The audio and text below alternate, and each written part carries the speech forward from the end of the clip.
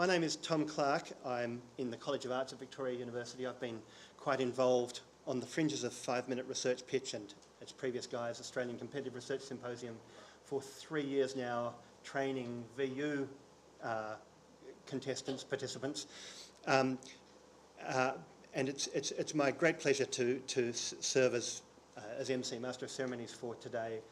I want to begin by asking Professor Warren Payne, who is VU's Pro Vice-Chancellor of Research and Research Training, to give the official welcome and introduction. Thanks, Tom. And on behalf of Victoria University, welcome everybody here today. This is a great event that's now in its 3rd year, and I'd like to pay regards to ACU, who was the university that really kicked this off 3 years ago. So thanks to our colleagues at ACU. They had the foresight to set up this program, and it's getting bigger and bigger each year. We started off with, of course, ACU, Edith, Cowan, Federation University, and ourselves, Victoria University. And this year we are very pleased to welcome Southern Cross University to the competition. And next year we've got very strong indications that there will be other additional universities joining us.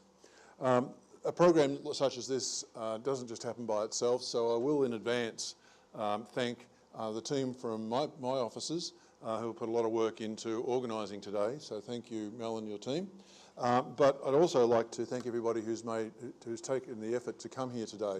I know everybody's particularly busy, and I really do appreciate the fact that you've taken time to come here today. I'd also particularly like to extend my best wishes and good luck to our large range of competitors. It's fantastic to see that you have taken the time to participate in this competition. I think it's a competition that has a lot of benefit to it, and I think this is the reason why it is growing. And the point being, as researchers, we are obliged to communicate with a range of audiences. And if we can't communicate what we're doing as researchers, then we might call into question whether we are deficient in one of our key skill areas. So I think the 5-minute or the 5RP goes a part of the way to fill that or to meet that need for us as researchers to be able to communicate in as clear a way as possible to various audiences about what we're doing, why we're doing it, and what it means to ourselves as academics and to the broader community. So today really is about learning to communicate to a non-specialist audience, learning about what our other colleagues are doing at various universities, and hopefully have some really fruitful conversations about ways in which we may be able to collaborate in the future, and really encouraging that collaboration between our universities. We're all universities who have a very rapidly developing research culture, and part of developing that research culture is developing a very strong collaborative approach. So again, on behalf of VU, welcome everybody today, and again, in particular, best wishes and good luck to all our participants. Thank you.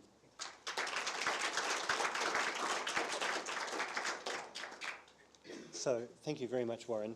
For those of you who are not familiar, I just want to I want to outline a little bit about what today's event is about, following up some details from the philosophical purpose that Warren described a moment ago.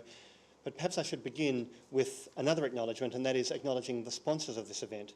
So VU is a major sponsor, which is one of the prerogatives of winning the previous year's event, I guess, and it is covering much of the event.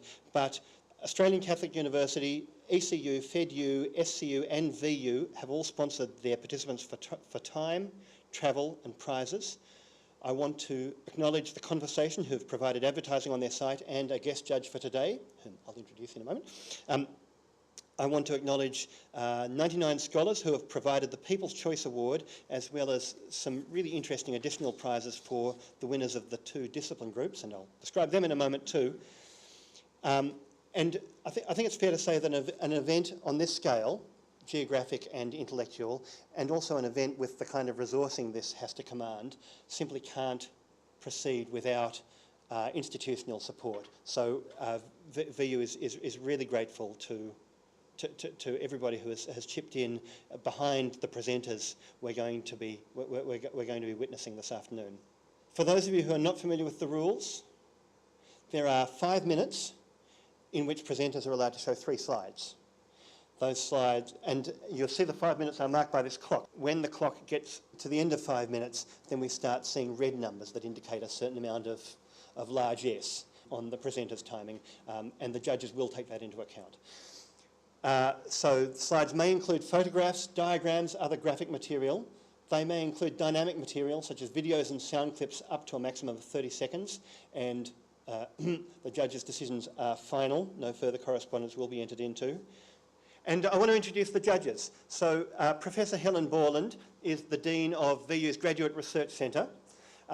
Professor Geraldine Norton is Director of the Centre for Physical Activity Across the Lifespan at Australian Catholic University. Dr. Soma Pillay is Discipline Leader for Marketing and Management at FedUni. Professor Scott Smith is Dean of Engineering at Southern Cross University, and Belinda Smith is Science and Technology Editor at The Conversation. And Belinda has also had a life of working in neuroscience research, and she holds degrees from the University of Melbourne and RMIT. So thank you all very much, judges, for your work this afternoon. Those judges are going to be using 5 criteria, 5 RP, 5 key criteria. So there's going to be a score allocated to each presenter for each of these criteria: description and importance of the research problem, a description of the research process, the ability to communicate that research to a non-specialist audience, a clear overall conclusion and final summary, and the creativity of the presentation and engagement with the audience. Traditionally, the 5RP, or its predecessor, the ACRS, has had disciplinary divisions, and we've kept that up this year, although the divisions are a little different. They're a little simplified this year. So essentially, we have grouping 1, so-called, which is science and health disciplines, and grouping 2, which is the arts, humanities, and social sciences. And it's interesting to compare and contrast across those groupings, of course, but the prizes have been designed to reward an overall winner for today, but additionally strong contributors from each of those groupings. In each discipline group, we have a first prize, $2,000, not to sneeze, second prize, $1,000, and third prize, $500 in research funds.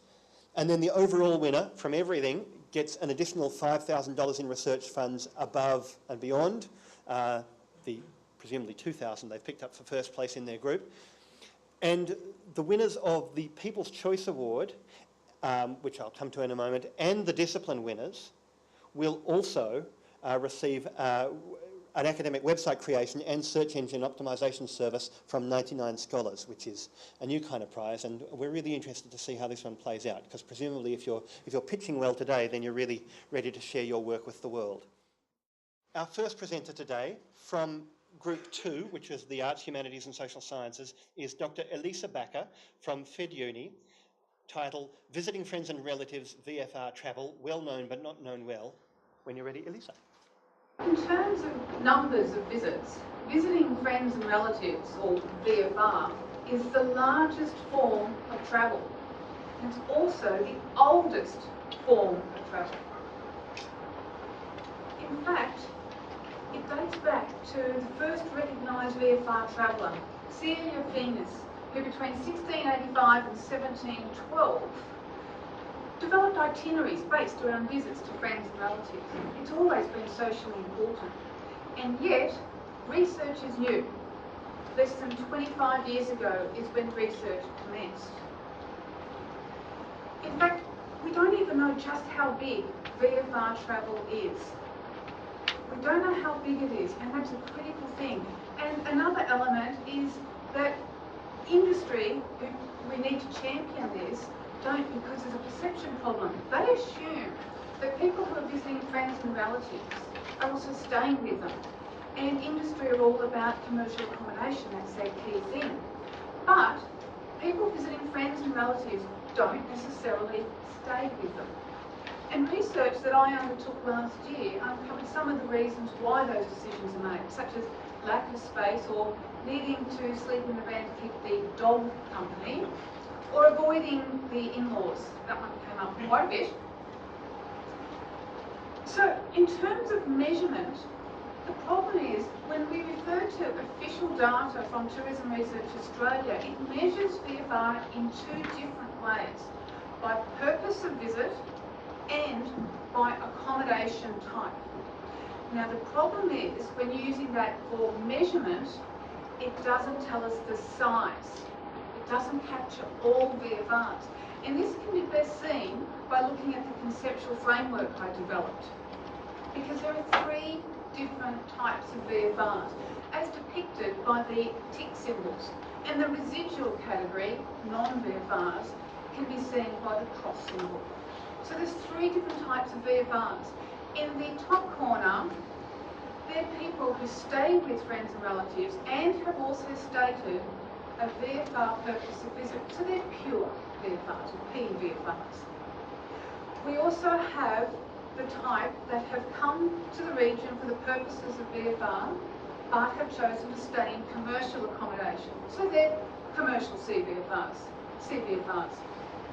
And then we also have another type who are staying with their friends and relatives, but have stated their purpose of visit to be something else.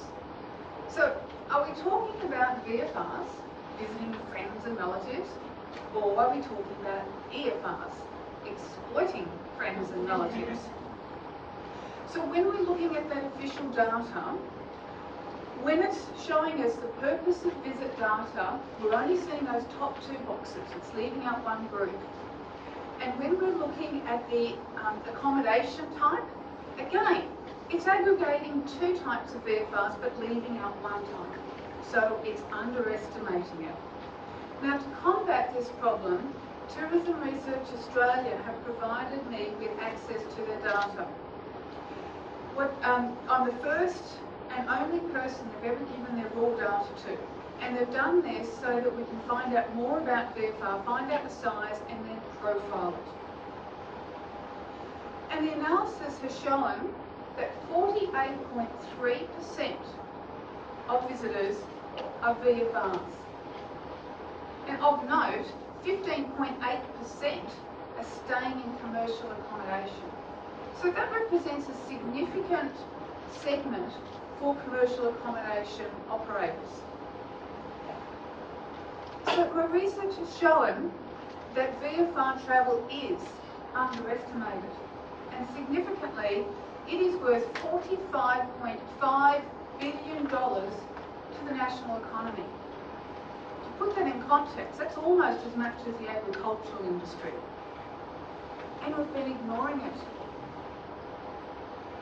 My study is the first one to show the size of VFR travel, and industry is using this. Internationally and nationally, industry have been using my research. Closer to home, an example is V-Line's guilt trip, which was informed by my research.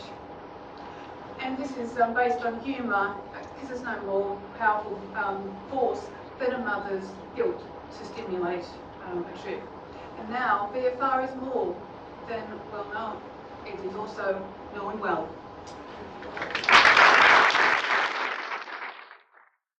Next presenter is from Group 1, and it's Dr. Ross Clark from Australian Catholic University with the title Bridging the Gap Between Physical Function Assessment in the Laboratory and Clinical Settings. Ready when you are. Thank you. So the video you can see here is something that I call beautiful from a biomechanics perspective. This is from a three-dimensional motion analysis laboratory session, and what we do is place markers on a person's body and get them to perform some functional tasks like walking, jumping and hopping. This gives us really precise information about things like step lengths, joint angles and centre of mass sway during functional tasks. This is fantastic, but in many ways useless. This is the ugly part of three-dimensional motion analysis. In these pictures you can see in the top, that's a 3D gate lab. So all around it we have cameras. Each one of those cameras typically costs somewhere between $20,000 and $25,000. Force plates in the ground, computers and cables, lots and lots of cables. Underneath it, we have the person set up to do this sort of motion analysis. They have markers placed on their body. This isn't always feasible in clinical settings because it can take 15 minutes to half an hour to set people up, and to take everyone's clothes off just doesn't work. So this is a problem because we have very limited translation of these sort of tests into clinical practice. So our gold standard just doesn't get used to inform clinical decisions. However, some of the recent advances in low-cost technology could actually change this, and this is where I get very excited and focus my research. So my background is in biomechanical assessment, looking at movement of the body in a laboratory setting, but I didn't like how we couldn't translate it. So now I look at some of the low-cost technology that's come out and see whether we can use it to get similar information to what our laboratory does. So for example, the Microsoft Kinect, which is a video gaming device made by Microsoft, costs under $200. Compare that to a typical $200,000 for a motion analysis laboratory. The beauty of the Kinect is it uses artificial intelligence algorithms so it can automatically track the person's body in 3D space. So we don't need markers. We do this test in people with Parkinson's disease, stroke, etc., and it can take 15 to 20 seconds to do the test versus half an hour in prep and then up to a day of post-processing. So we can get information very, very quickly. Another beauty of it is availability. A lot of places already have it as part of their rehabilitation practice, or you can purchase it from places like Big W or Kmart instead of having to buy it online and waiting possibly 2 to 3 months to set it all up. But are these systems any good? That's where I have a lot of interest. So I'll just show this one, for example. That's the Nintendo Wii balance board. Probably half the people in this room have it sitting under their coffee table at home. They sold over 50 million of these worldwide, and they're good fun, but they wear out pretty quickly in terms of enjoyment with the games. However, when I got one, I pulled it apart to see what was inside it, and it was very, very similar to what's in our laboratory force plate, which costs about $20,000. The Wii balance board costs less than an entree at a typical restaurant, is around about $20 to buy nowadays. So, pulled it apart, had a look, and realised, wow, the sensors in this are fantastic. Did a validation study, the first one ever published, and showed that it was as good or even better than some of our $20,000 force plates. And that made me really excited because our force plates are typically 20, 30 kilograms, cables, computers, whereas that's completely wireless and can be set up anywhere. So once we do that validation, can we get sway measures from the balance board? Can we get step lengths from Kinect? Can we get joint angles from smartphones? We look at the utility assessment, and that's important because just because I can get centre of pressure sway from a balance board doesn't actually mean that it's useful to a clinician. So we compare it to a standard clinical test to find out whether the information it gives us more important information over and above a standard clinical test. For example, if we do a 10-metre walk test, which is standard in clinics, measure how fast someone walks 10 metres with a stopwatch, that is good, it predicts falls. If we have the Kinect and look at step lengths, centre of mass stability, does that give us more information? Can we predict falls better than with the standard test? And that's where it leads into my passion, which is the integration of these systems into standard practice. I hate that our biomechanics laboratory is so good but used so little, and I want to try and translate that into the clinical setting so it's actually useful to patients. So this last slide just gives a bit of an idea of how I'm sort of using these systems throughout the world in research and also clinical settings. Pretty much every clinical population I'm involved in at the moment, and we're using it for things like mass screening. So in Singapore with the Health Promotion Board, we'll take the balance board out to their daily screening sessions, and we can test hundreds if not thousands of people in a day with instrumented balance. To put that in perspective, that makes it the largest balance study ever done when we do that sort of thing in one day. Outcome predictions. So we can test people before surgeries, for example, knee surgery, and predict what will happen 6 months later, who will have poor outcomes. We can use it as clinical trial tools, pre and post RCTs, a bit more of a sensitive measure than standard tests. And what I'm really interested in is treatment guidance. If we notice someone with balance impairment, can we fix that and optimise their outcomes? Thank you.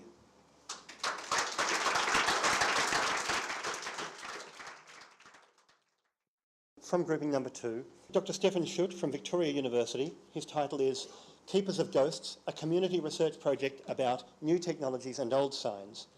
When you're ready. In early 2012, I found the records of a sign writing company in a demolition site in inner Melbourne. This company called Lewis and Skinner painted signs from the early 1900s on billboards, milk bars, railway hoardings and shops around Melbourne and Victoria. I then turned 10,000 of these documents into an open online archive, which is up there now. And as part of the process of doing that, I started to become really interested in the remains of the signs themselves around the city. This one here is a Bushell's Tea sign. It's on the wall of an old shop in Coburg, opposite where my kids go to school. Now, it's actually more than one sign. There are a number of signs painted on top of each other, painted over quite a few decades. And it's a real sort of symbol of the kind of meaning of a place where people used to gather in previous years. When I went by that site earlier this year, the shop and the sign had been demolished to make way for units. And I felt a real sense of bereavement, like I'd lost an old friend. And I'd lost a kind of a pointer to the way that community used to be. And I started to wonder whether there were other people who felt the same way as me. Most of us these days live in cities like the city we're in, Melbourne. Cities are restless places where things tend to change all the time. However, if you drive 3 hours north of Melbourne to the Barmer Lake system near Shepparton, this tree has been sitting there for over 1,000 years. And the local Indigenous people there, the Yorta Yorta, have been eating their mussels under that tree for 1,000 years or more. So there's quite a different kind of experience in that. The academic Marshall Berman said that modern life promises a lot, but it also threatens to destroy everything we are, everything we know, and everything we have. Now, related to that, in my investigation, is the way people use technology in cities. And particularly what I found with the old signs is there are thousands of people around the world taking photographs of old signs, uploading them and sharing them with other people. Something is going on there. And for me, that created a research question that I wanted to answer with the project, which is, in what ways can amateur historical and digital practices work together to connect people to local urban communities? So there's our project. 3 stages. The first one was a review where we reviewed particularly amateur online archival practices around the world. The second one is we did an online survey with ghost sign practitioners around the world as well, particularly those who were very well known, like Frank Jump in New York. And the third thing we did was run an intervention, a community exhibition in the inner city suburb of Yarraville. We ran over 5 days this exhibition upstairs at a cafe with all the painted material that I found in that demolition site. And we also painted the logo of the signwriting company on the wall of the cafe over 5 days. And you'll notice the logo has a little picture of a guy painting a sign. And the guy who actually painted the sign ended up being joined by a lot of other sign writers who were wanting to get back into learning their skills. And that thing became a community event in itself.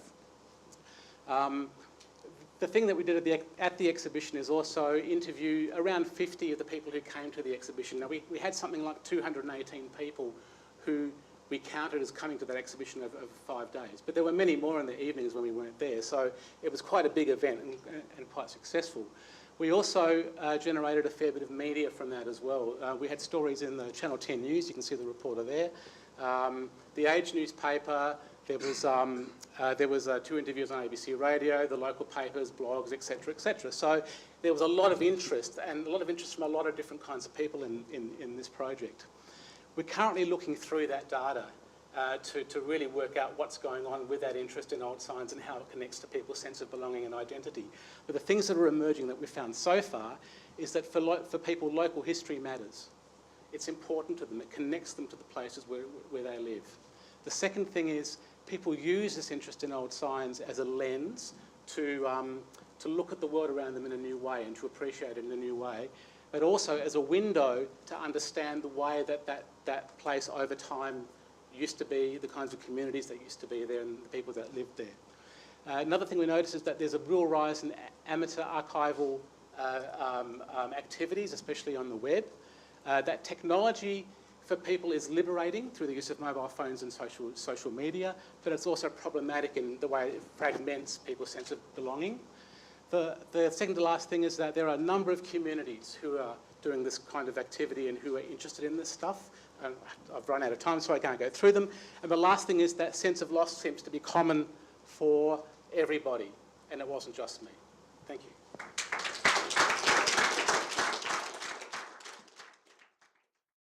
Our 4th presenter now, Dr. Sophia Nymphius from Edith Cowan University. Her title is the muscle of men and women really that different?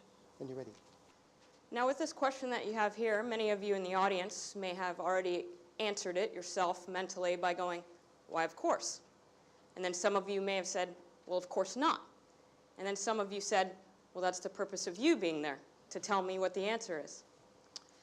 if you don't know the answer to that question, many of us in the room would automatically research that, maybe searching a database. And if you use the search terms sex and injury or sex and performance relative to athletic performance and or even something like hip fractures in the elderly, you'll get research articles that actually look a little bit like these two titles. And in these two titles, you'll see something pointed out right away. And there's actually hundreds of articles like this, not just these two. And you'll notice that there's one term, muscle activity or muscle activation, that comes up very, very regularly in the research. Muscle activity is kind of what gives us our coordination for movement. It's how much we turn our muscles on, the order we turn them on, as well as how much we turn them on. Now, when we're talking about that, what I'm interested in is, does that muscle activation really differ between men and women, or is there something else that's going on?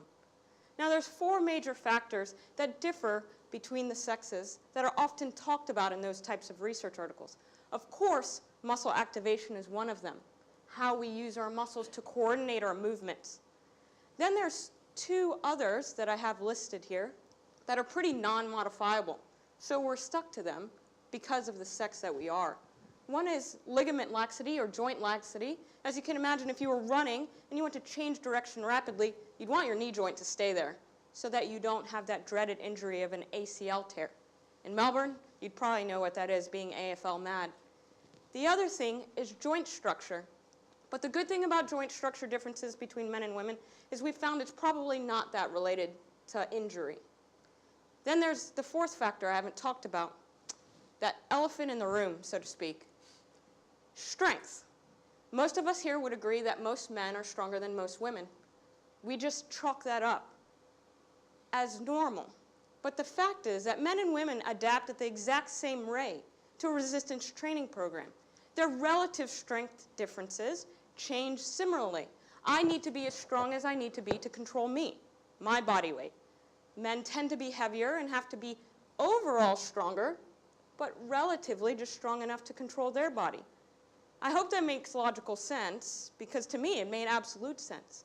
But what I can tell you is that in all of those hundreds of research articles, never have they actually compared strength-matched men and women to see if it was strength that was modifying our ability to activate our muscles, or if it was actually sex differences.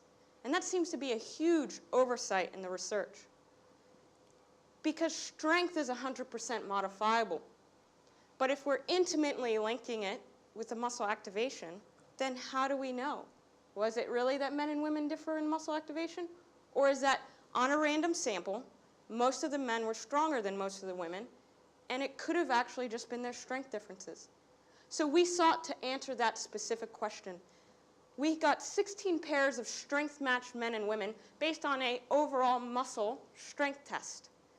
When we matched them, and we looked at how they activated their muscles during different activities, we found this. Nothing. Not that we found out nothing at all, but that we found absolutely no differences between the men and women. That has huge implications for those hundreds of articles. We now have to question whether, without control for the strength between the men and women, was there really a difference in their activation strategies, or was it just the strength differences that determined whether we activated those muscles in an appropriate way to perform the activity? That doesn't have just implications for injury research related to sport, but it actually has a lot of implications for lots of different types of research that investigate gender or sex differences. For instance, prevalence of falling, your ability to control your body while you're walking, and whether you fall and fracture a hip, as we often look at with men and women that are elderly. There's a higher prevalence of injury in women than there is men, not just at the athletic level when we're young, but it carries on all the way to when we are older. So since we can modify strength, finding that it washed out those sex differences is critical so that we can make everyone strong, because strength is an equal opportunity employer. Thank you. presenter number 5 from Grouping 2, Humanities, Arts, Social Sciences, Mr. Aidan Ricketts from Southern Cross University, and his title is Articulating a Language for Non-Linear Change. When you're ready.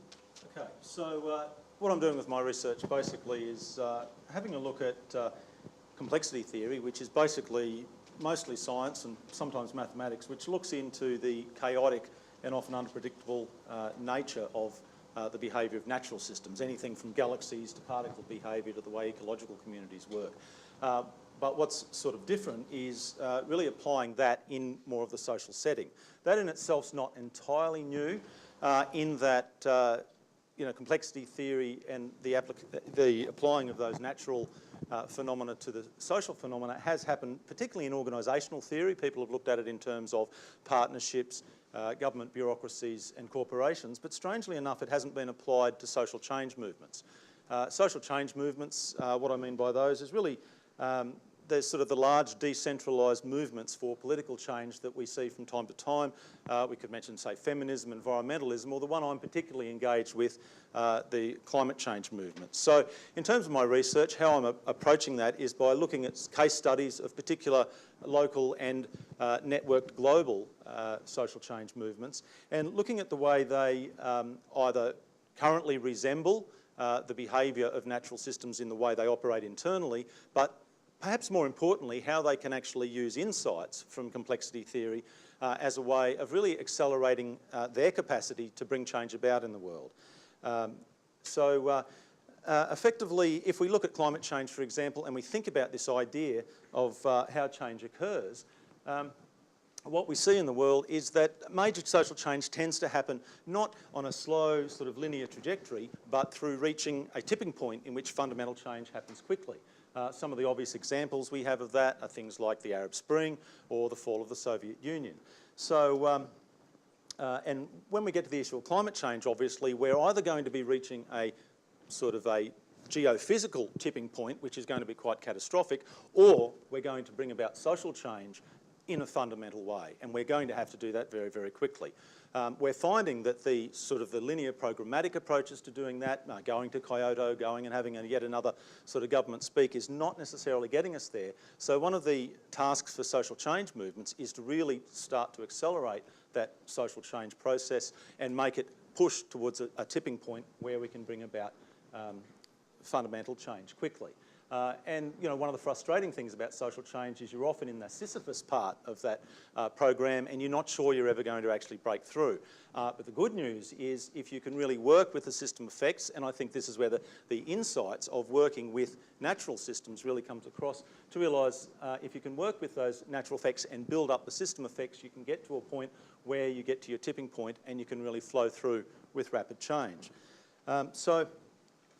This is sort of innovative because I think one of the things that's happened with social change movements a lot previously is because large non-government organisations often are very reliant on their donor base, they tend to develop these linear kind of plans and these programmatic plans similar to what often bureaucratic institutions do as a way really of both impressing the donors and giving the illusion of sort of certainty and predictability to the kind of social plans they come up with. But what we really know is that real social change, particularly fundamental shifts in society, are not linear, they're not particularly predictable, and they're much more likely to happen in terms of fundamental tipping points.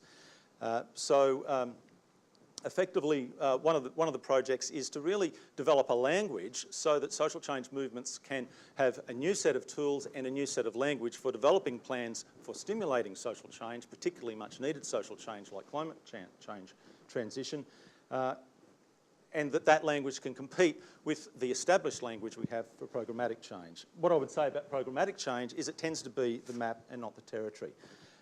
So what we really find when we start to bring these things together is that what social change movements can really do is look at all of the forces for change that exist, get on board with those and begin to nudge change in the direction they need to nudge it in, rather than taking this sort of the linear approach where you think that you're somehow in control of the change that's going to come about. It's an iterative process in which you can only nudge change in the present and then nudge it again in the present. So the idea is that social change movements will then focus more on the condition building, building conditions for fundamental shifts, rather than coming up with these sort of maps that are not really the territory that are trying to control that change.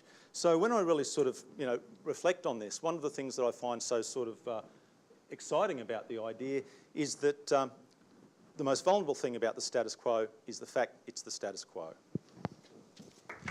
Presenter number 6 now, and that is Dr. Lauren Fortington from Federation University with the title Informing Decisions on Timing of Amputation. Thank you. I'll just begin by making note that there's a couple of pictures on the second slide that people may find a bit confronting, so just a little warning. Every 30 seconds, part of a lower limb is lost somewhere in the world as a complication of diabetes. In Australia, this limb loss is estimated to occur every 3 hours. Amputation for most people is the end result of a long-term complication of diabetes or peripheral vascular disease. Despite all of the advances that we've made in the prevention and treatment of these at-risk limbs, in some cases, amputation is the best or only option for ending pain, hospitalisation and infection, and ultimately enabling a person to live. There are 2 things we know. Post-operatively, within 30 days, 30% of patients will have died after their amputation. Second, mobility outcomes are better in those with greater preoperative function. These 2 points make me think, are we doing a disservice to some of our patients by these lengthy attempts to try and save the limb? My research challenges the idea that amputation is an end outcome or a failure of care. By viewing amputation as a treatment in a lengthy process, some patients can be better placed to regain mobility and ultimately have a better quality of life. So we take, for example, Albert. For 10 years, Albert's had diabetes type 2. 2 years ago, he injured his foot while working in the garden. He now has a severe diabetic foot ulcer that will not heal. He requires hospitalisation, IV antibiotics, and he's recently been told his only chance of a cure is an amputation below the knee. Even then, there's no guarantees. The surgery is risky, the wounds may not heal, and there is a significant chance that he'll die on the operating table. For Albert, the risk is even higher. He's 84 years old, and he's recently suffered an angiogram he's recently had a heart attack during a recent angiogram. Then there's rehab. At the very least, Albert will need 2 months of therapy in a nursing facility away from his wife and family. But what are his options? Without the surgery, the infection will probably kill him in a matter of months. Choosing life or limb is an important phrase by Fran Game that represents Albert's choice. While it seems confronting, and particularly to people who are not familiar with this area, but a positive early amputation, choosing life or limb, is not a new idea. We already use this in younger patients, patients who've had a trauma and face years of pain and lengthy rehabilitation and reconstructive surgery, choose to have an amputation so they can get out of hospital and get on with life. So why is it different in our older cohort? Part of the reason is we don't have the data to support our decisions in our process. People have more than one amputation. They may lose a toe and it might not clear the infection. So they might have further amputation at a partial foot level. Further up the limb, they may have both legs amputated. Currently, the way we collect, analyse and report data doesn't take into account these different levels, the timing of these different amputations, and the different limbs. In some data sets, we can't differentiate a left and a right limb. My research is looking at the methods of how we collect and analyse this type of data so that we can link this over time, so that we can take patients before they go into hospital and follow their journey through their different procedures. We're in a strong position to change this attitude of saving limbs at all costs. We do this in younger patients. We've seen it. We try and amputate a little bit higher so that we can fit different prosthetic components to a limb. Sometimes less is more. We now need the data that will support these right decisions in our older cohort. Thank you.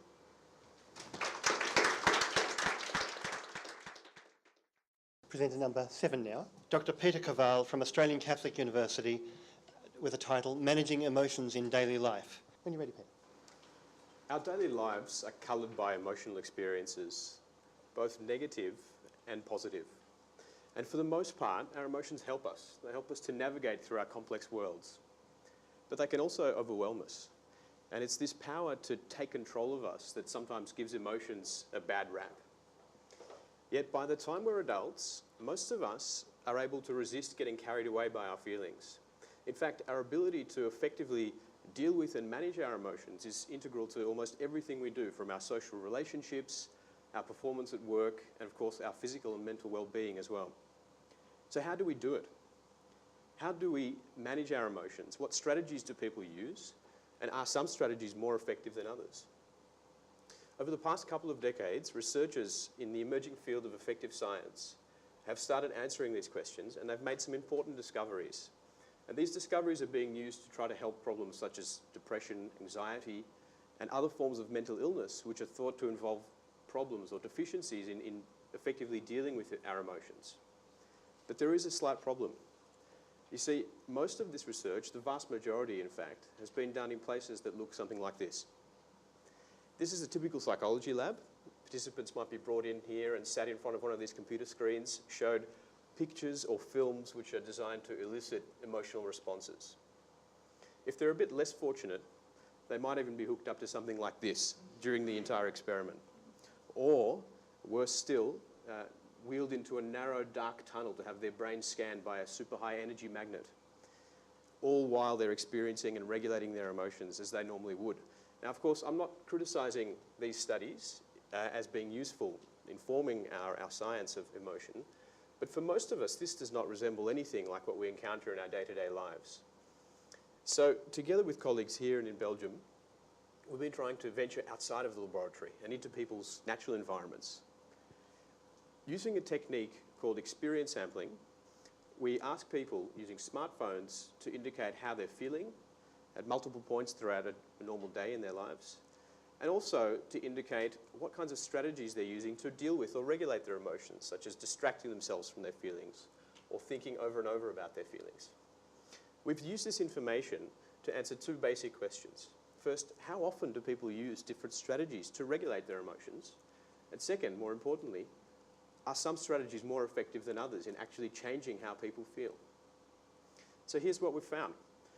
This graph shows how often people reported using each of 6 different strategies, which you can see listed down the bottom below the horizontal line, in the course of a week in their normal daily lives. Now, a surprising finding is that the last 2 strategies, changing one's perspective or talking with others about feelings, were used least often.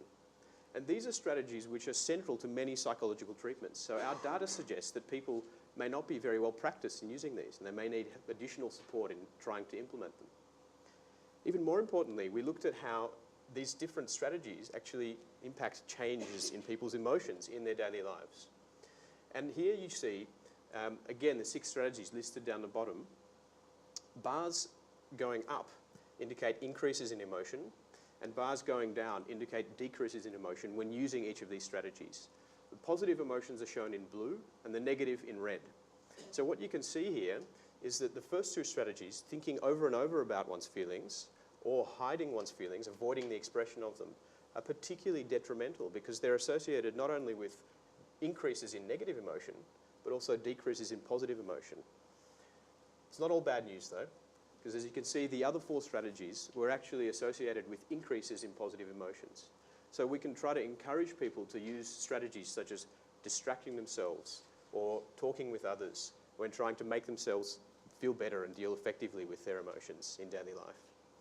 Now, these findings provide crucial insights into how people can effectively manage and deal with their emotions, not just in controlled settings like in a lab or a therapist's office, but also in the more complex and chaotic environments that we encounter in our daily lives. And of course, it's precisely in this context that we need to be able to effectively regulate and deal with our emotions. Thank you very much. Introducing our 8th presenter from Grouping 1, Science and Health, Dr. Jeremy Drake from Victoria University, whose title is Turning Genes Off as a New Way to Treat Breast Cancer. When you're ready. Breast cancer is the most common form of women's cancer. 1 in 8 women will be diagnosed with breast cancer before they reach 85. Today, 42 women in Australia will get the diagnosis of breast cancer, and that means that over the course of this year, there will be over 15,000 new diagnoses of breast cancer here in Australia and over 1.8 million around the world. Current treatment strategies for breast cancer include surgery to remove the cancerous tissue, as well as chemotherapy to try and kill any cancer cells that have spread to other parts of the body. Unfortunately, chemotherapy has some pretty nasty side effects, and despite improvements in treatment, breast cancer is still the second leading cause of cancer-related death in Australian women. So obviously, research into new treatment strategies is important. Fortunately, this is quite a difficult process, and one of the reasons behind this is because cancer cells behave in a very different manner to normal body cells. They have changes within them that essentially give them superpowers. They're able to behave in a different way to normal body cells.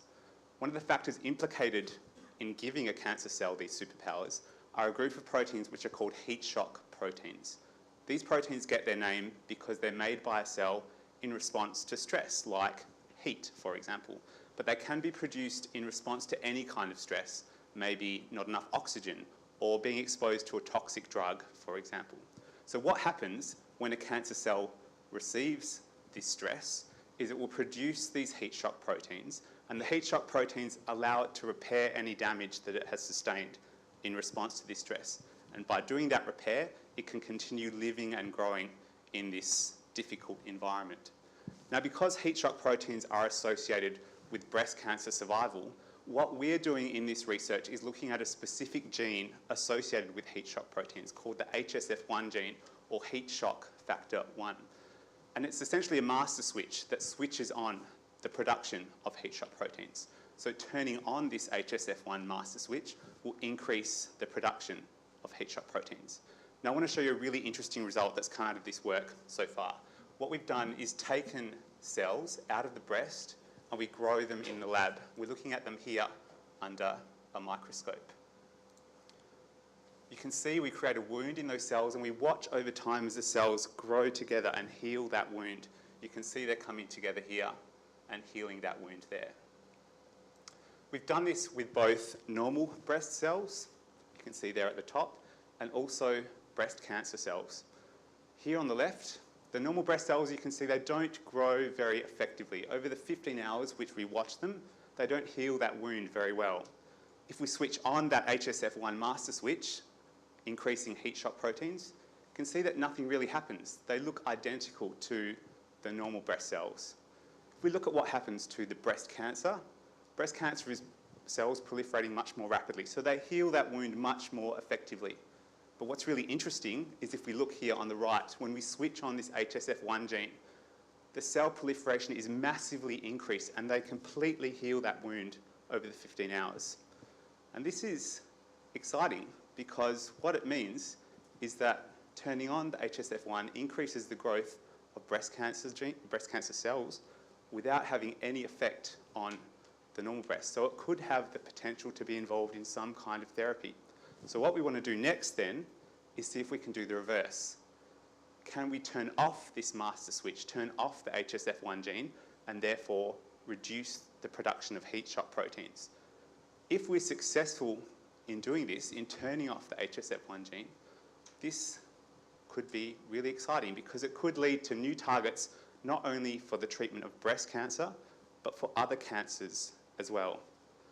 Further down the track, what we're hoping to do is see whether we can switch off the HSF1 gene in early stage tumours, stop them from progressing to later stage, more aggressive tumours, which are associated with a much poorer prognosis and survival rate, and also see whether we can identify any molecules or substances which can specifically target the HSF1 gene and switch it off, because we could use that as in the development of some kind of novel therapy. So, in conclusion, this is important research, and the reason for that is it can benefit all of the people we love, our mothers, sisters, daughters, and our friends. For me, the 1 in 8 women affected by breast cancer was my mum, who died from this disease in 2003. Who will it be in your life that will be affected? Thank you.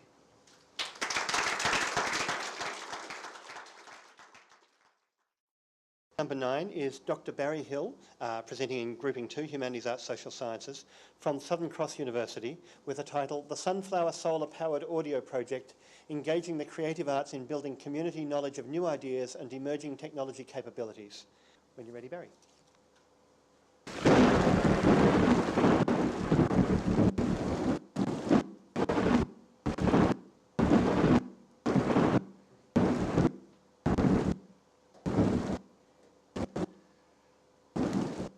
The subject of my research pitch will be the development of the SCU Solar Sunflower Project, one that combines music festivals, interactive multimedia art, solar technology and industry partnerships to engage the community with the issues of energy, or with the issues surrounding energy sustainability. My Twitter feed is Dr. Baz H, and you can follow that feed for more information about this project.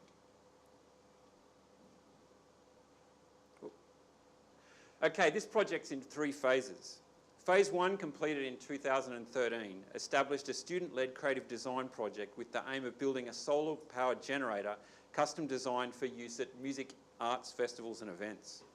Nicknamed the Sunflower, the solar generator features a folding flower-shaped array of solar panels and a lightweight lithium battery pack mounted in a car trailer frame that can be towed by a medium-sized car, i.e. Subaru Forester.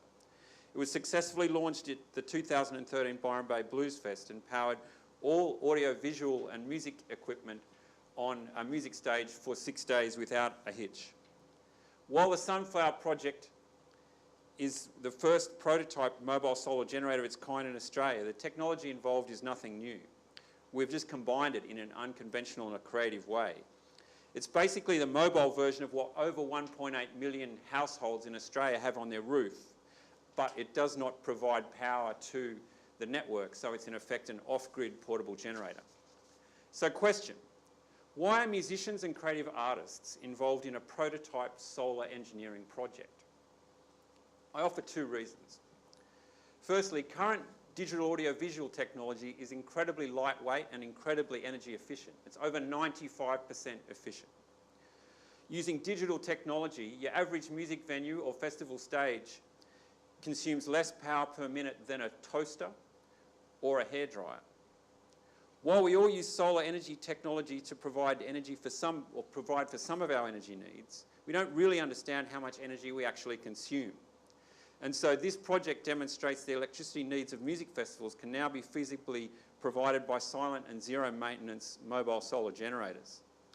Secondly, I'll just provide the anecdote provided by Professor Jill Khalil on the BBC's Fantastic History of Electricity program, who notes that the derivation of the word electrician actually comes from the word magician. So it was actually the creative artists of the 18th and 19th century who showed people the potential of this new thing called electricity. So phase 2 and phase 3 of this project relate strongly to this theme and has seen the Sunflower move from a piece of functional art to more of a multimedia installation. In 2013, the Sunflower project connected with the Australian social enterprise Pollinate Energy, who had just commissioned Sydney sculptors Amigo and data designers S1T2 and Wild One to build Ray, the first solar-powered interactive light sculpture for the 2014 Vivid Light and Music Festival in Sydney. The creative theme of Ray celebrates Pollinate Energy's work in India, developing cheap, accessible solar lighting solutions for disadvantaged communities living on the fringes and slums of India's urban centres. SCU audio composer Dr. Matt Hill, my brother, and myself designed the interactive surround sound design for the Ray installation using computer audio technology.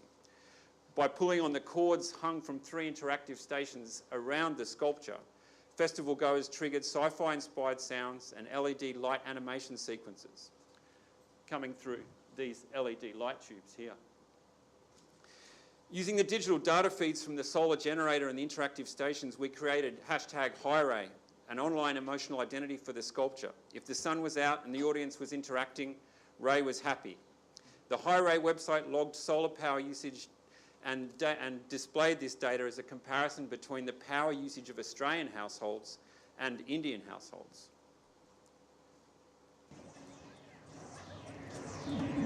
Okay, you've got the sound in the background. The project created interactive art. In a Big Brother-like fashion, this is a snapshot from their website, IBM logged 350,000 visitors to the Ray installation at Vivid. It was the #1 installation at Vivid this year in terms of how many visitors we got. This other number here comes from our website, where we managed to generate 45,000 watts of electricity over the length of the festival. That's the equivalent to 2,360 households in India, or the power usage of 360 households in India, or 3 households in Australia. And that's the big message we wanted to get across.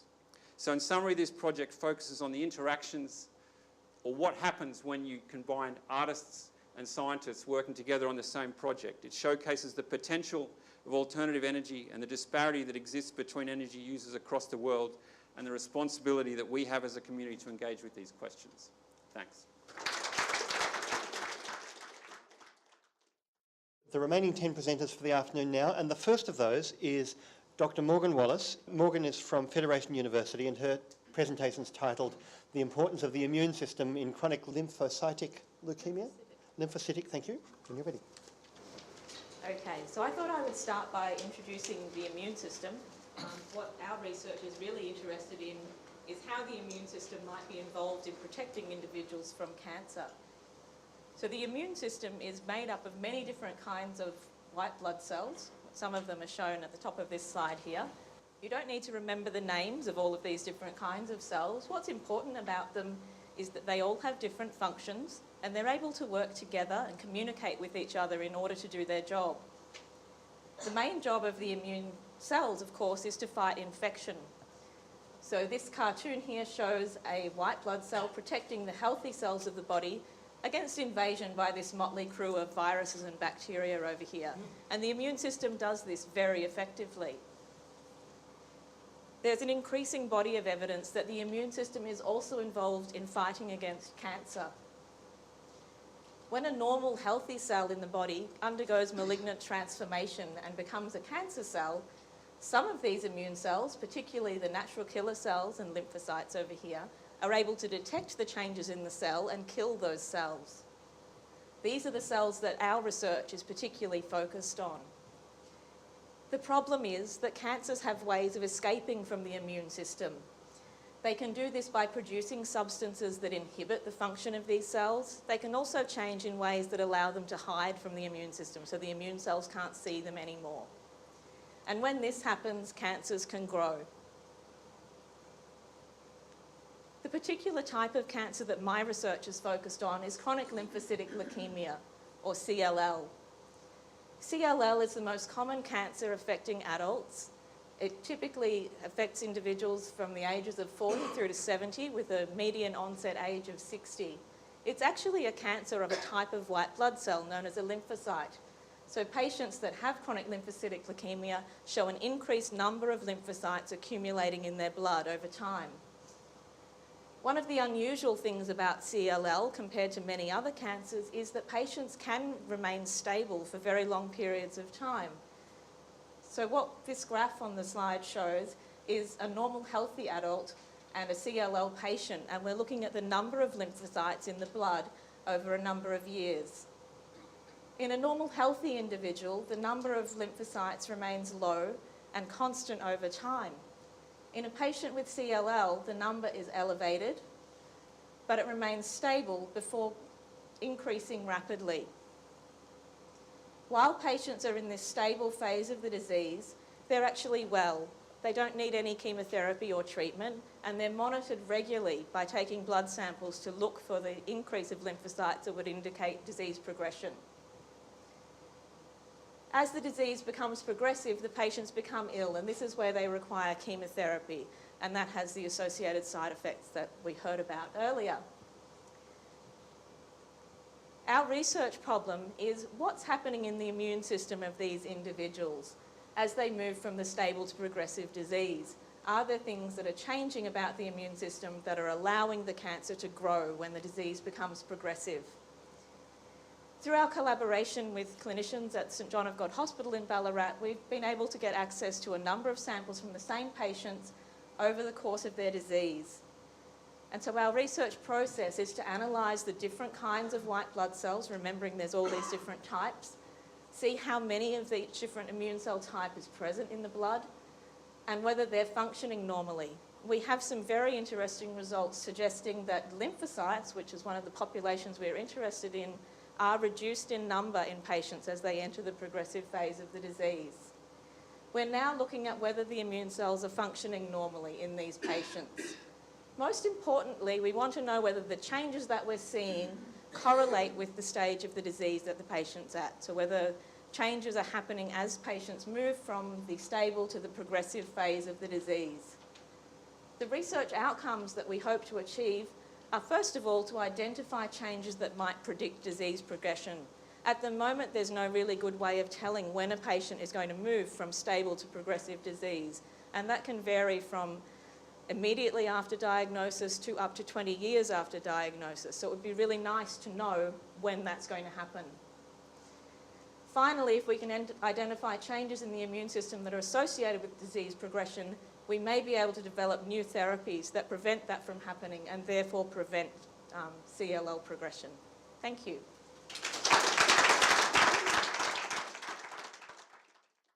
Presenter number 11 from Grouping 2, the Humanities, Arts, Social Sciences, is Dr. Michael Theophilus from Australian Catholic University. His title is Oxyrhynchus, Recovering Lost Manuscripts from the Ancient World. When you're ready, Michael. There have been many advances in technology over the last 2,000 years. But one thing that hasn't changed is how we dump our rubbish in large landfills. Now, the ancient town dumps of Oxyrhynchus, this city in Egypt, didn't look impressive, just a series of mounds covered in drifting sand. But they provided the ideal conditions for the preservation of ancient manuscripts. That's mainly because there was no light, no air, and no water. Because of those conditions, they provided something that the classical sites of ancient Greece and Italy couldn't provide, the preservation of this stuff, papyrus. It's the ancient equivalent of paper, made from the pith of Nile reed.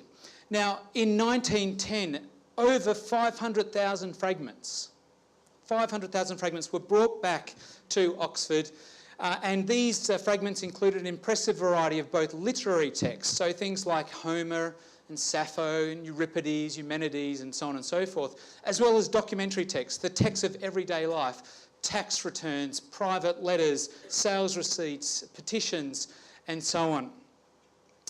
After 100 years of research, only 1% of those manuscripts have been published. That's partly because of the complexities of reconstructing so many fragmentary texts, and it's also because of the state of the manuscript themselves. Remember, these manuscripts are from rubbish dumps from 2,000 years ago, not from the pristine environment of an ancient library. So many of them are carbonised to effectively being charcoal black. And this, of course, is a real problem if you're going to read them or attempt to read them. So my ongoing research with the Oxyrhynchus papyri is the recovery and the restoration and the reading, and translation of course, of these ancient manuscripts. The technique that we have used is called multispectral imaging, and this actually, believe it or not, is derived from NASA's imaging of the surface of Mars, wherein a series of photographs or images are taken of the same scene, compiled into what we refer to as an image block, and then processed in a way to enhance the spectral reflectance or to exaggerate those differences between the papyrus and the ink. So what does all that mean? Well, each colour reflects light in a different spectrum on the, different part of the electromagnetic spectrum. So red writing with red and green with green, obviously. So with this writing example in the top right corner, if I use a green filter, what you'll see is the green writing almost disappears, but the red writing is enhanced. Flip over to a red filter, the red writing almost disappears, and the green writing, or the green text in this case, is enhanced. So this is an advanced application of a relatively simple principle, that is that colours emit different wavelengths of light. And so multispectral imaging exploits that reality. And the results speak for themselves. Have a look at this. This is a 3rd century manuscript, St. Paul's epistle to the Romans. You go from something like that, which no matter how good your Greek is, you're not going to read it. Impossible. With the developments in multispectral, you can go to something like that. Again, another text which is completely charcoal toast, go from something like this to something like this. This is a brand new text which redefines our understanding of the variegated forms of early Christianity during this period. So, the results of this research project are effectively threefold. Number one, you have the recovery of lost texts, texts which otherwise would not be available for us to read and consult. Now that includes both biblical texts as well as classical texts, like the ones I mentioned earlier. You've also got the rewriting of history, and that's fascinating. Not from the state-sponsored historians, but from the documents of everyday life. Petitions, wills, tax receipts, etc. And finally, you've got the, you actually get a snapshot of textual transmission or information transmission in progress.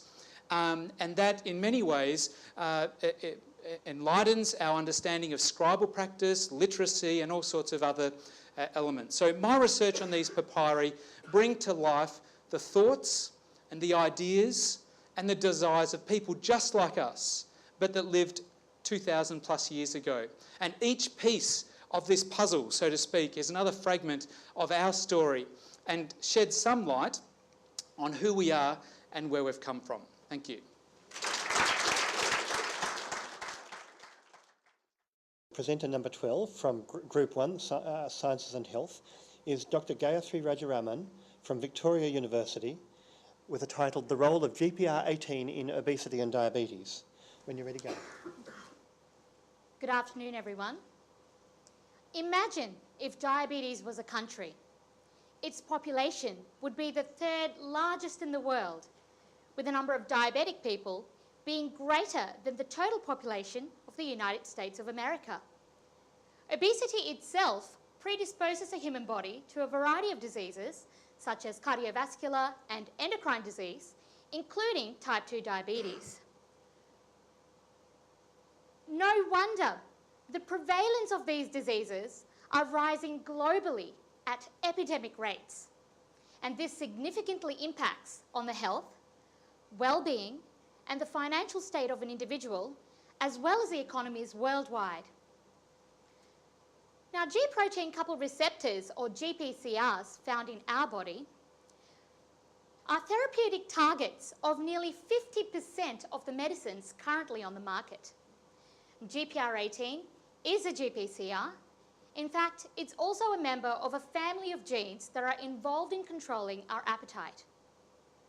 However, the functional role of GPR18 in obesity and diabetes is unknown. Moreover, it's well known in our literature that skeletal muscle plays an important role in weight gain, reduces weight loss, and increases the chance of weight regain, pretty much a triple whammy, because it's involved in the process of burning body fat. So the aim of my research is to determine in skeletal muscle the expression and function of GPR18 in obesity and diabetes. In order to do this, we've collected samples from lean, obese, and type 2 diabetic people undergoing abdominal surgery. In these samples, I will determine the gene expression of GPR18 by using the real-time PCR method, as well as its protein expression by the Western blotting technique. In addition, I will also determine the functional consequences of silencing or inactivating the GPR18 gene in cells cultured from these samples by treating them with short interference, or siRNA, which is an advanced scientific technique. I will then measure the mitochondrial function and the glucose uptake, as these functions are abnormal in obesity and diabetes. So these research processes are essential for understanding the therapeutic potential of GPR18 in obesity and diabetes. And today, I'm excited to present to you my latest data, which shows that GPR18 gene expression is increased in the obese samples compared with the lean. And this pilot data certainly warrants further investigation of the GPR18 gene, and experiments are currently underway to determine its gene and protein expression in the full cohort of the samples that we've obtained, and further functional studies using the siRNA in the presence of other factors which may affect GPR18 will help us understand how this gene works in obesity and diabetes. So in conclusion, diabetes is a crippling disease, significantly reducing the quality of life for millions of people, as it even results in premature death of the person affected. So novel clinical treatments are required for the therapeutic intervention in obesity and diabetes, given that the rates of these diseases are still rising drastically, despite the current treatment methods available. So this research on GPR18 may open a new door of opportunity for the effective treatment of obesity and diabetes, improving the life of millions of people. Now imagine a world where obesity and diabetes can be cured with a magic pill like GPR18. Thank you. Presenter number 13 this afternoon from Grouping 2, Humanities, Arts and Social Sciences, is Dr. David Rhodes from Edith Cowan University, presentation titled Developing Sustainable Aboriginal Youth Leadership in a Northern Australian School. When you're ready, David. In a nutshell, this research is a significant and ongoing project which aims to build academic capacity and enhance the academic experience and achievements of Aboriginal students from Northern Australian regional, rural and remote communities who are boarders at Camilda College in Darwin.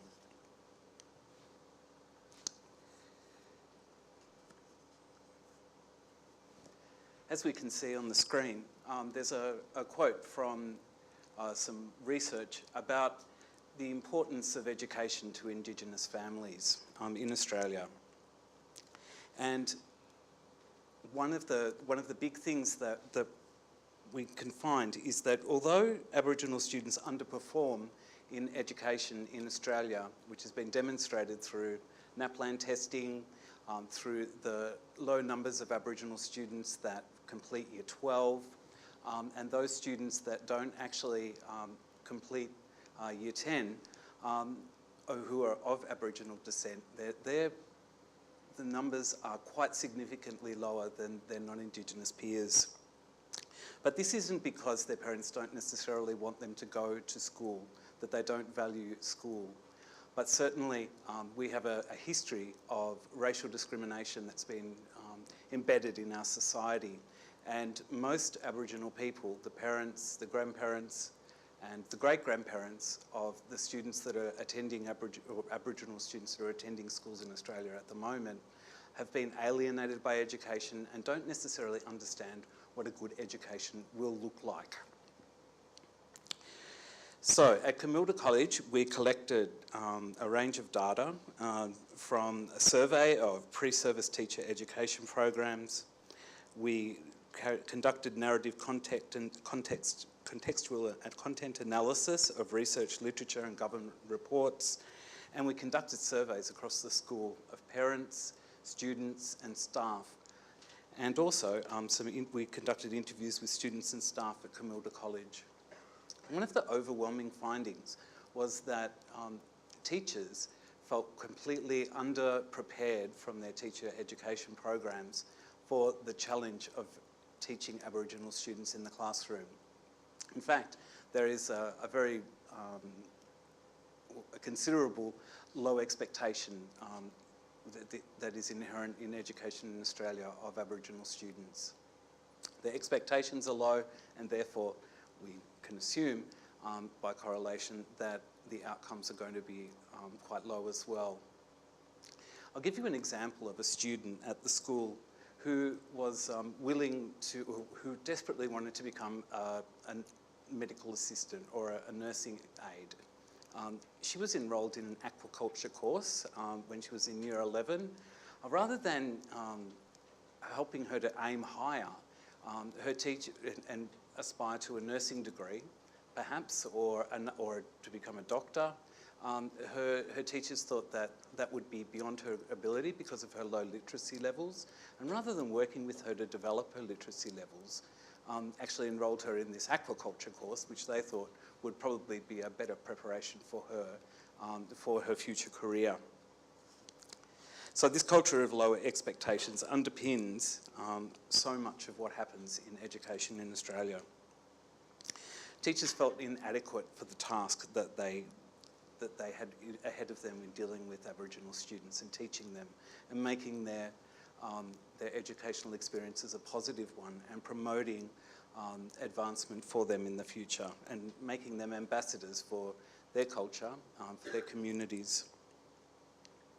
So the research that we're conducting is actually trying to target teachers to provide higher teacher qualifications.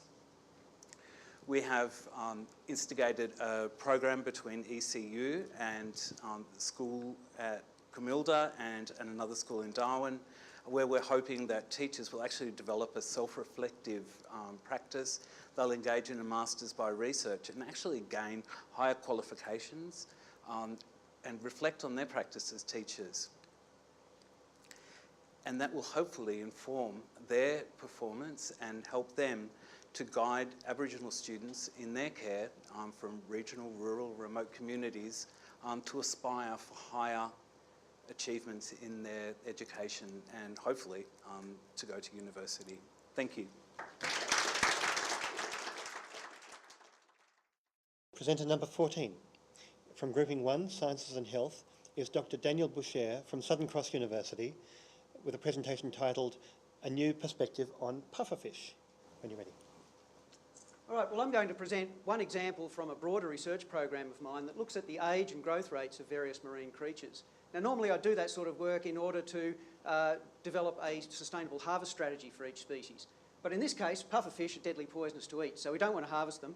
What I want to do is promote their use as a biomonitor of estuarine pollution. Now, there's great need in pollution studies for consistent methods that can be applied to the similar creatures across a broad geographic range. And pufferfish show promise of being able to do that. This is the banded and common puffers from northern New South Wales, where I come from, but every estuary from Darwin to Hobart and at similar latitudes around the world supports at least one similar species to these. Now, in order to be a good biomonitor, an animal needs to meet a number of criteria. Firstly, they have to be tough enough to live in polluted environments. But the two criteria I'm going to talk about are that they should live a relatively long time and not move around very much. That way they accumulate pollutants in their tissues that can be related back to a specific location. So, how old are my pufferfish? Well, I first asked that question of my second-year fisheries students, and the answer I got back was that of all the fish they were asked to age, puffers were by far the hardest.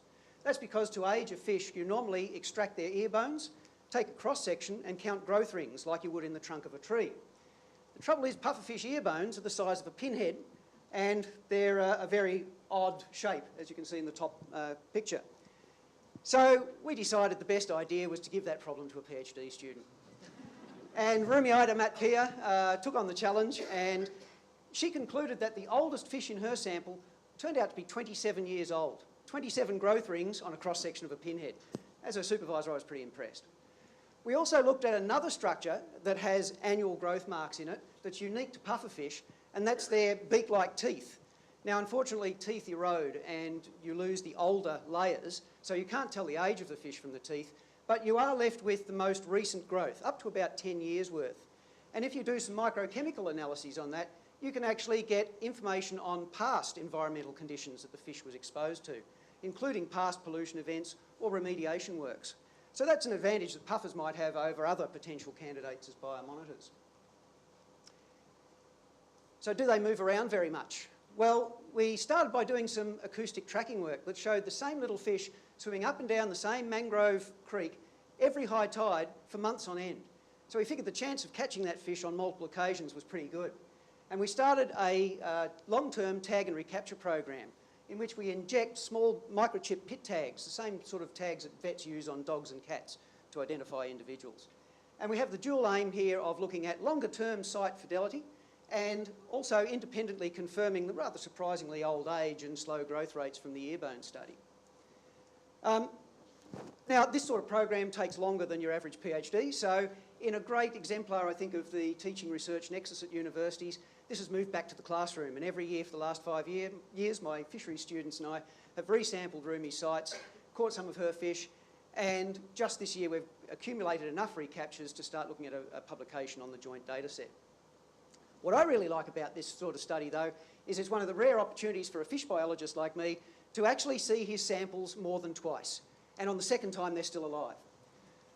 Terrestrial biologists do this all the time, but when I go to a fisheries conference, I feel a little like the hobby farmer who's asked the shearer to shear my 5 head of sheep. What are their bloody names, he says. Well, Fat Freddy there has been caught 5 times in 4 years. He's grown 2.5 centimetres in that time, and he once got caught in a net that was dislodged by the tide currents and hung in a mangrove tree for 2 hours out of the water. He survived to be caught again the next year. Remember, I said they had to be tough. So we've shown that puffers live for more than 20 years. They spend most of that time hanging around the same very small area, and their teeth may give us an archive of past environmental conditions as well. We're now working on relating the pollution levels in their tissues to what we find in the environment. But personally, what I've got out of this is a new respect for these unique little fish. I've seen kids catching them off jetties, rolling them on the ground until they puff up like a tennis ball and then stomping on them so that they explode like so much living bubble wrap. I've spent more than 5 minutes talking to them about it as well. Fishermen call them bait thieves. We also call them toadfishers, and we seem to treat them like they were some kind of marine cane toad. They're actually a very long-lived native fish that could end up proving very useful to us. And I hope that from this, like me, you've got a new perspective on pufferfish, Ned.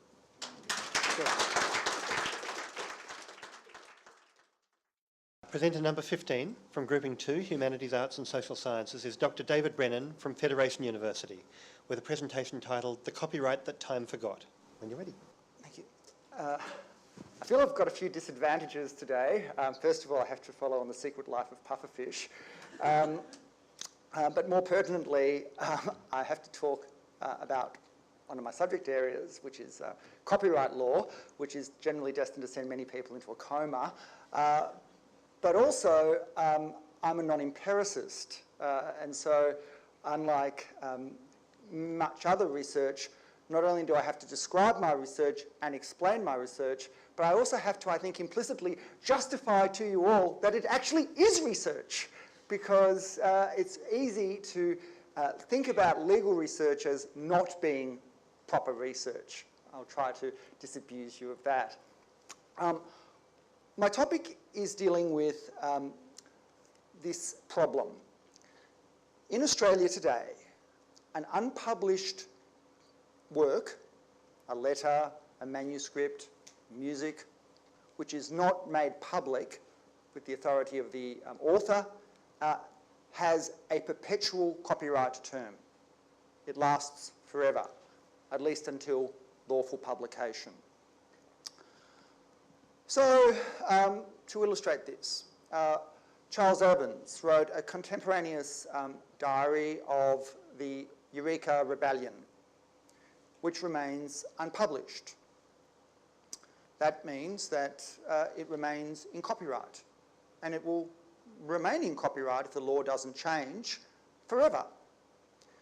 Indeed, it will remain in copyright long after Mark Latham's diaries, which were published in 2005, have lapsed into the public domain. Mark Latham's diaries will lapse into the public domain and be everyone's common property 70 years after Mark Latham's death. Okay. But when that happens, Charles Evans' diaries continue their copyright term. That is, unless the law is reformed. Now, one of the challenges for anyone doing legal research is that to change the law like this, you're dealing with a law which has been this way ever since copyright existed, as I'll explain. And so you have to explain how is it that the law ended up in this state, what conditions led to it being in this state, and how have those conditions changed so that the law should change in a rational, progressive, logical way. So why did it come about? The first modern Copyright Act was in 1709, and it set a term of copyright of approximately 28 years from publication. It was a statute. The judges in England, however, had, independently of this law, identified that as a kind of a human right, authors should have natural protection for their works. Now, this was led by a particular judge, Lord Mansfield. I was going to include a non-static element in for my presentation with Lord Mansfield winking at this point, but I wasn't technologically capable of doing that. But you can imagine him winking at us right now. Lord Mansfield identified two things that justified this protection. One was a kind of authorial privacy. That is, if you've written something, you should have a right to keep it to yourself if you so wish. And it's the sort of interest that, say, a particular professor in Sydney or a particular senator from Canberra would want to enforce against their private writings at the moment. But separate to that, Lord Mansfield also thought that this right should extend past lawful publication forever. This went to the House of Lords in 1774. The House of Lords accepted the logic for authorial privacy, but rejected that that should continue after lawful publication.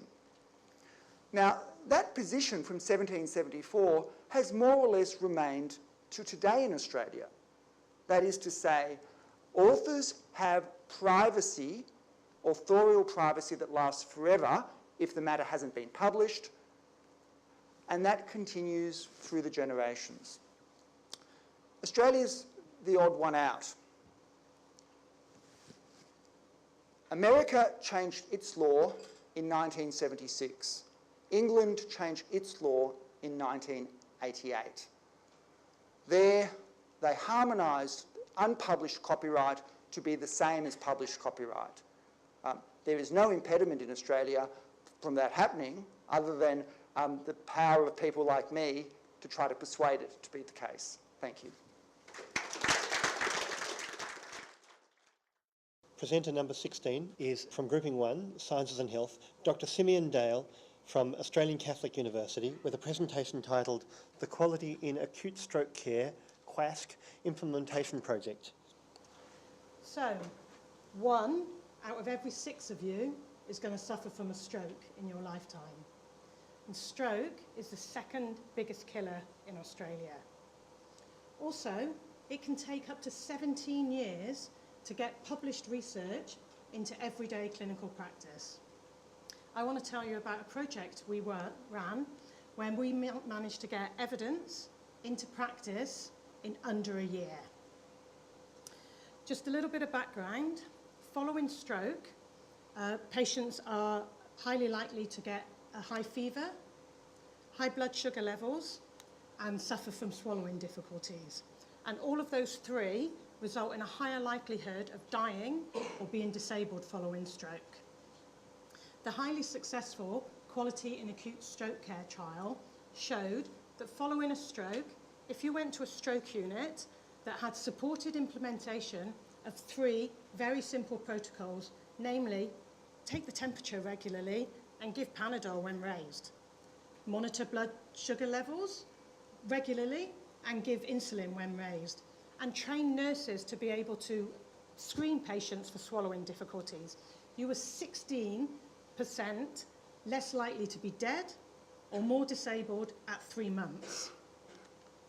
This is a much larger effect than the 3 known treatments for stroke. Getting aspirin within 48 hours, get into a stroke unit, getting clot-busting drugs.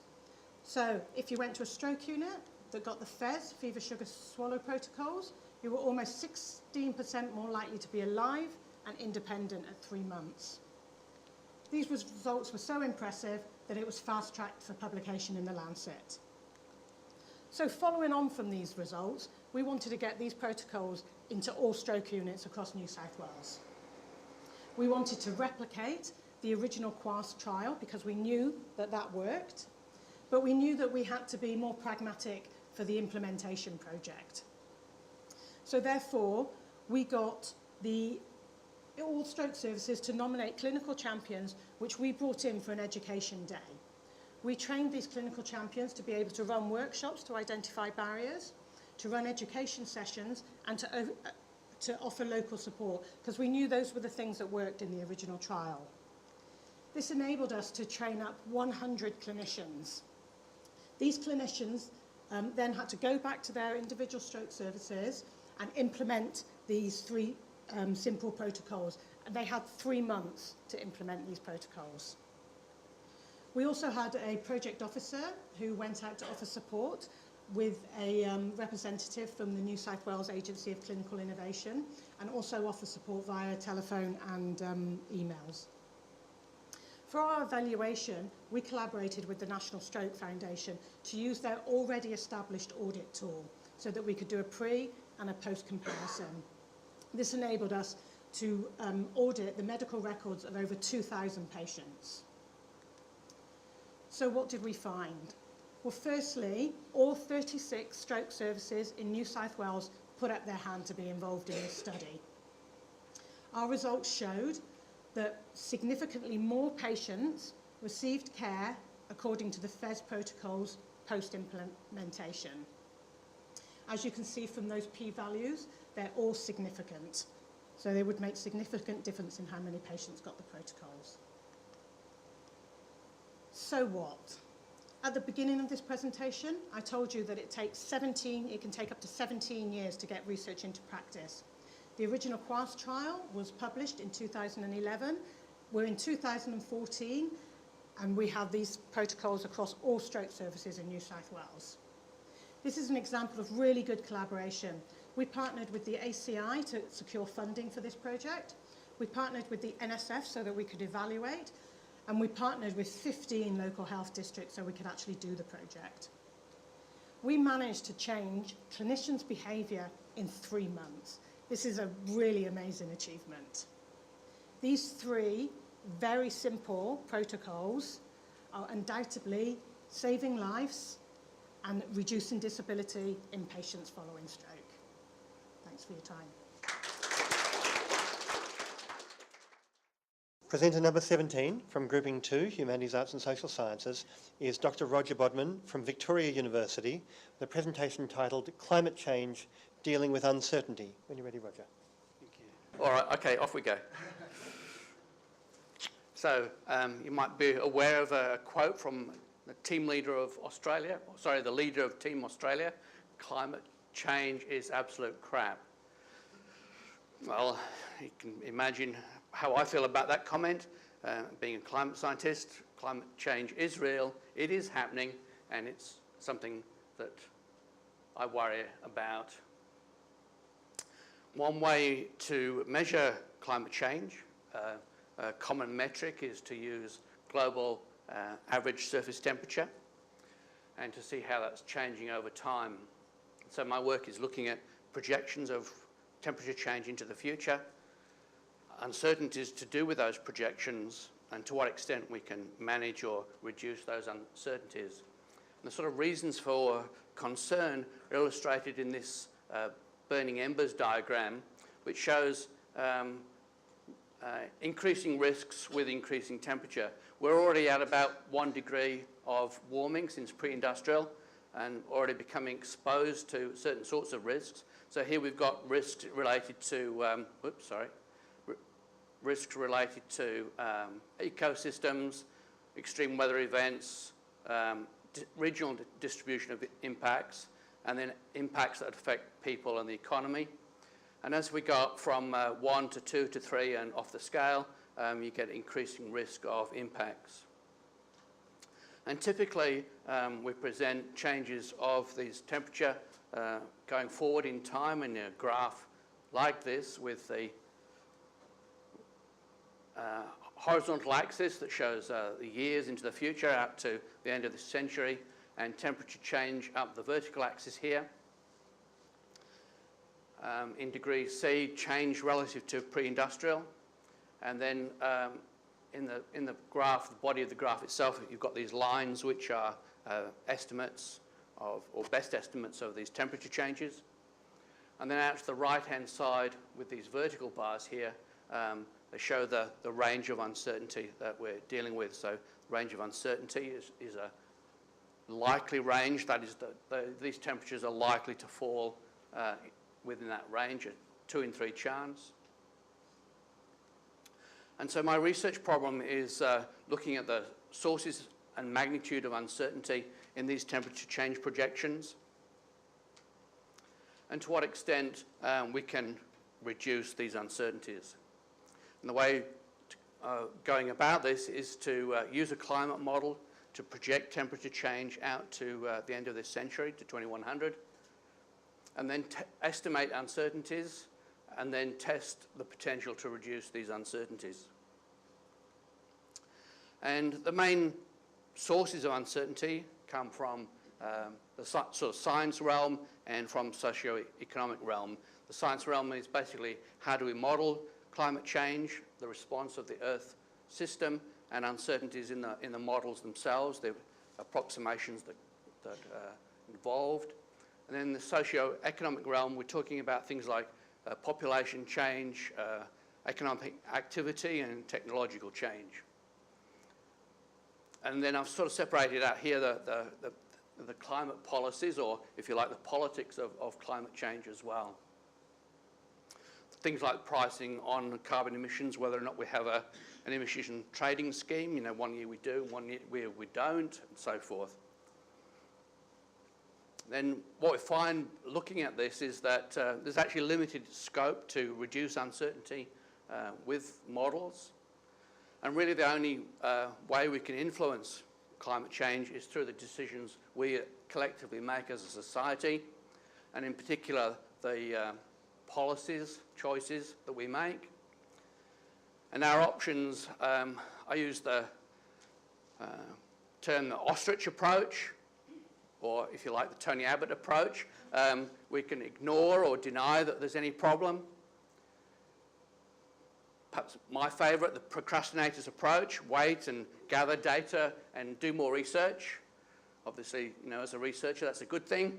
And the other is the sort of precautionary approach to manage risks. So the next part of my research is really to investigate ways in which I can convey these ideas, better convey them, have more impact out of the side of just the narrow scientific journal world. And so looking towards interdisciplinary work, and perhaps people like Aidan can help in that area. Thank you.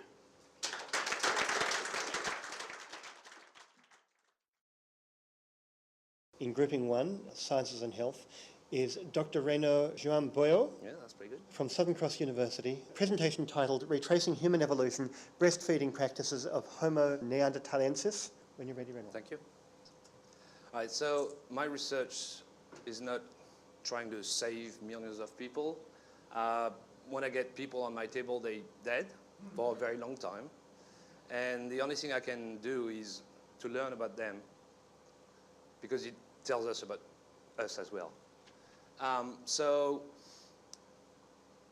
I'm passionate about human evolution, and most archaeologists, you know, with their work, they excavate and they find fossils, sometimes artifacts, and they have to work with that. And they do a fantastic job looking at it, comparing, classifying and all that. But there's obviously key questions that they can't answer just by looking at it. And this is where I come and I worked. And for example, they might need to date the fossil, try to find how old it is. They might want to learn about the paleo environment at the time, or they might want to learn about the diet, which is very important. And I'm an archaeometrist, so basically I bridge between archaeology and the physics, the mathematics, and the biology. So this is what I do. And diet is a very important one and very hard when you just look at the fossils. So why is it important? Well, of course, if you look at human evolution, the diet was always a very important thing with us. So on the individuals, what kind of food they feed on is very important. If they feed on fruits or on leaves, or if they hunt mammals, stuff like that, it's very, very important. There's also a direct link with tools. The development of tools to hunt or to find roots, to crack nuts is very important.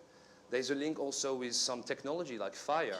Fire is also, of course, to keep us warm in cold night, to protect ourselves, but it is very important stuff for our human evolution because it helped us cook the food, which led to the development of a bigger brain. So it's very, very important. And there's also some technological advances like agriculture or gathering to hunt big mammals. And this has linked to social behavior and to understand the group, the population at the time. Of course, you can't get that just by looking at the fossils. So the idea that we have is to find analytical way, and this one was laser ablation analysis, to get insight into the fossils and to get answers to the question that we want to ask. And one of the key questions was the diet, but a very particular one that is impossible to get when you look at the fossils, which is the breastfeeding. Of course, you can't get blood from the fossil. The only thing you can is the bone or the teeth. So we started from that. It's a massive study that took many years with a lot of people from around the world, Harvard, Mount Sinai Hospital in New York, UTS in Sydney. And we basically work on the teeth and for a very long time, and the research was published last year in Nature, and it was a very big thing. So what we did is basically the tooth grow by layers. So we can actually see the layers and count them, okay? And what we did, we start with primates and then modern children, and then we look with analytical technique to map the elemental composition of the tooth, try to find the breastfeeding signature by elements. And we were able to do that.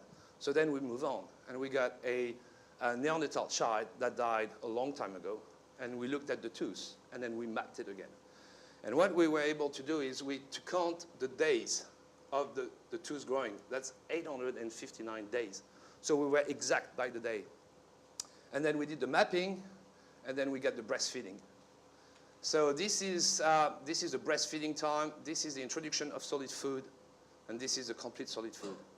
So we were able to say that at 227 days after birth, basically, it's actually prenatal, but basically after birth, you have the introduction of solid food to these children that died 100,000 years ago. And this is very important because then you can understand how long was the breastfeeding, what was the social behavior within the group. And then you can do that not only on Neanderthals, but you can do it on any primates. So you can go back 2 million years old. If you find the right fossil, you can actually do it. So the technique is very important and led to a lot of new development. There's a lot of new things that we're doing. We're getting more fossils, so hopefully we'll get new studies out as well. But there's one thing that we didn't foresee is also all the implication for human health at the moment. And a lot of studies that are picking up on this work, they actually do dentistry work, or they work on human health for everyday things. So this is the outcome. And we were very happy with it. And if you are interested, please stay tuned. There is more coming. Thank you very much. Presenter number 19 from Grouping 2, Humanities, Arts and Social Sciences, is Janet Richmond from Edith Cowan University, presenting on international fieldwork volunteering. Close to our shores is an island paradise. Imagine living in Vanuatu, a tropical delight. But children in Vanuatu born with a disability die because of the lack of medical resources and the shame of having a child with a disability. Sadly, had these children been born in Australia, most of them could be treated or at least managed. Occupational therapy changes people's lives. We offer a means of independence. Some of our occupational therapy students volunteer over and above the 1,000 hours of fieldwork experience to improve their skills and to develop confidence and to learn to think outside the box. Now add to this mix a group of retirees from Wheelchairs for Kids wanting to make a difference in the world. They manufacture these special rough terrain wheelchairs according to the World Health Organization standards, specific for children in developing countries. Now we have a potential solution. We have the fieldwork, we have the volunteers, and we have the ability to make a difference. So this research looked at the potential of these short-term outreach trips to Vanuatu as fieldwork. We interviewed students to find out what their experience was of volunteering when they volunteer specific to applying their occupational therapy skills. So from these 8 interviews, 3 themes were developed: the culture, the learning experience, and the team interaction. The local island culture was experienced as remote, with comments like, there was only 1 lamppost on the entire island. However, the ability of the people in the remote villages to live as a community was described as a neighbourhood with a shared hangout. The healthcare system is very basic, which means that many people have never seen a doctor or a therapist despite having a permanent disability. And many people with a permanent disability do not have a diagnosis. The students mentioned it was more like, he doesn't walk, she doesn't see. Working conditions were also very rudimentary, which means you work wherever you can, often on the ground under a tree. Vanuatu is tropical, it rains, and it's muddy. One student commented, "The village is in the middle of nowhere, so to do a home visit we had to go trampling through the mud. You just have to embrace the mud, embrace going through the river, embrace that everything's not that clean, but that's okay." Students learned to be culturally competent, to put their own views aside and to see the person rather than the disability. They learned that people were happy and appreciative despite having very few materialistic possessions, except for the priceless views. Personal and professional learning occurred and development as they learned how to put together wheelchairs, seat people, make splints, and also practical skills like needlework and woodwork. Students saw firsthand conditions that they had learnt about in lectures, and they spoke about having pictures in their mind.